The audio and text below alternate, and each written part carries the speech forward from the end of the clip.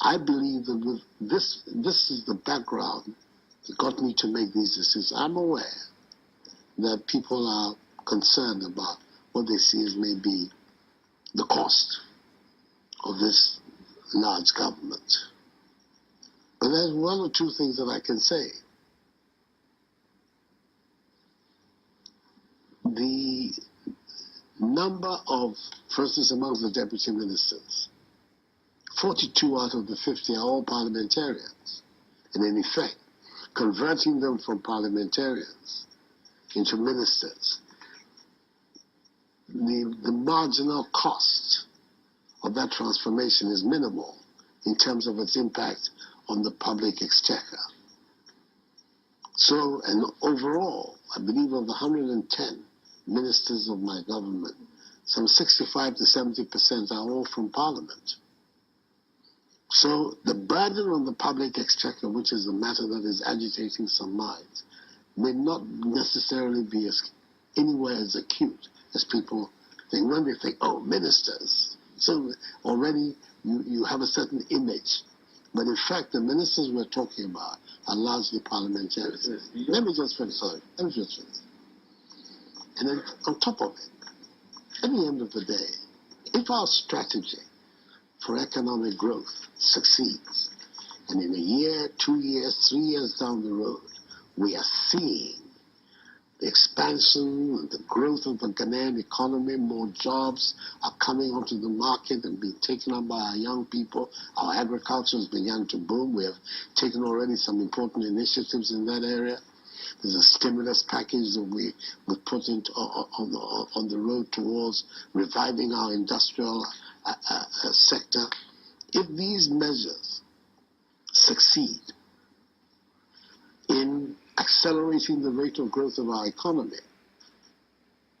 and creating greater prosperity, I believe that what you call the brouhaha will turn out to be exactly that, a brouhaha. But sorry, sir, over the size of the government. But there's also public procurement authority, for instance. Now there is a public procurement minister. There's a public procurement minister who's going to work from the office of the president, not as the one regulating or implementing the process of public procurement, far from it, but as a minister in my office who is going to have an eagle eye on that process. All of us know the tremendous challenges that the system of public procurement in our country has had in these last 5-6 years. Huge contracts, many of them very questionable sole sourcing.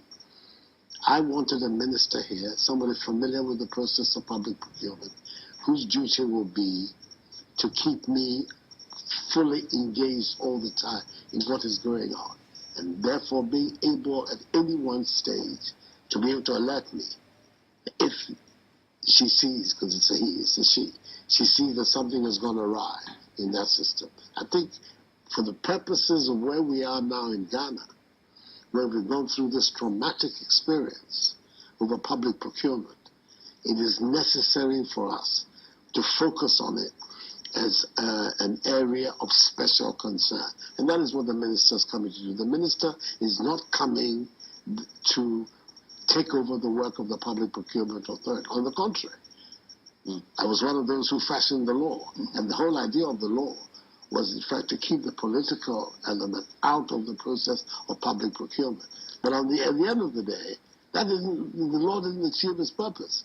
An exception, a limited exception to the way public procurement should normally be run, became the basis became the norm. I think it is important that I have an instrument that allows me, not oversight over the public procurement, but an insight into what is going on.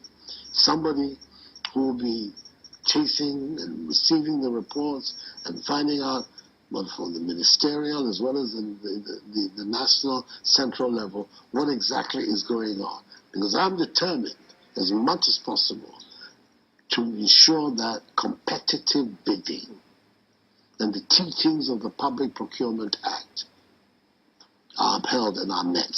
In other words, Mr. President, you want to... I can say it is very good that you avail yourself for this interview. Good.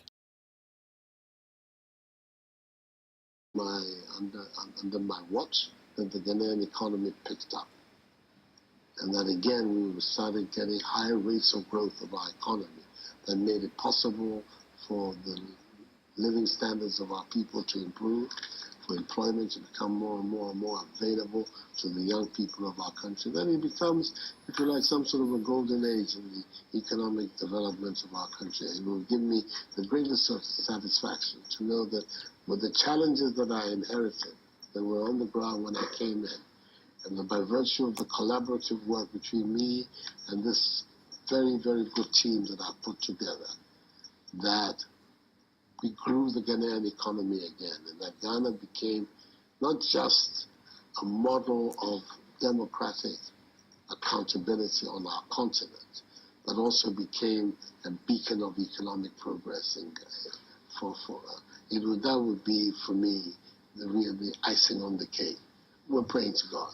Thank you very much, and that will be it for now. I would like to say thank you for making time to be with us here at the office of the President of the Republic of Ghana, Nana Addo. We've been speaking to him concerning various issues that have come up, both in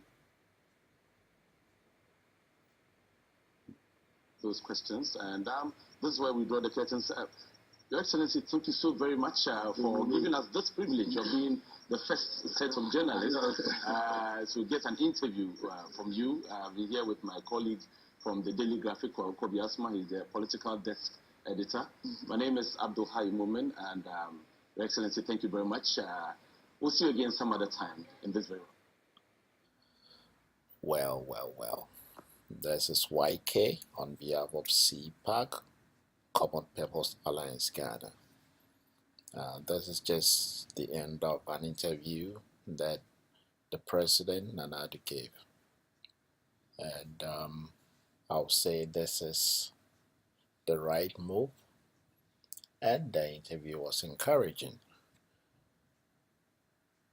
One thing I'm going to say is that is a very good tactical move by the President to at least allay the fears of the Ghanaian people so far as his first 2 months and a lot of the issues that there seem to be a genuine public concern about some of the moves that he's made, especially this last one, which is to do with the appointment of 110 total ministers that he's going to work with.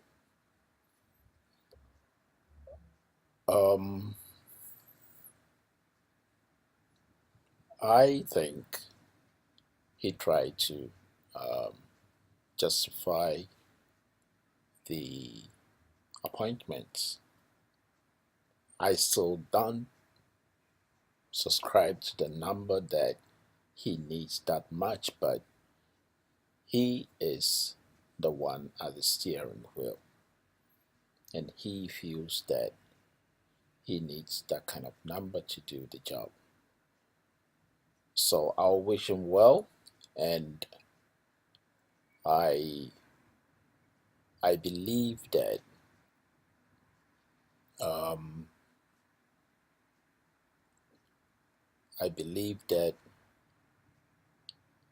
he will probably reduce it along the line.